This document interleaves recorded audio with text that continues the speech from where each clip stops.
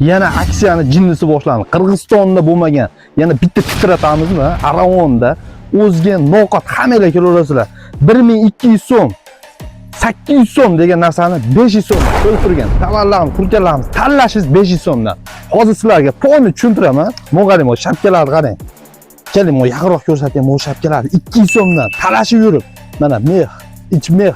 Mana ko'rib turgan qizlarimizga, mana 9 yoshli qizlarimizga 500 so'mdan aksiya katta. Aksiyaning yana ikkinchisi bor. Bu tarafimizda ko'rib turgan tovarlarimiz hammasi faqatgina 3 kun aksiyada 300 so'mdan.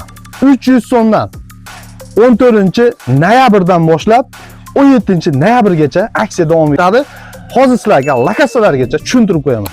Bu joyimiz lokatsiyasi mana Mo'majemish 4 ko'cha bor-ku. 4 ko'chadan shunday to'g'ri kelganimizda chap qo'lda joylashgan.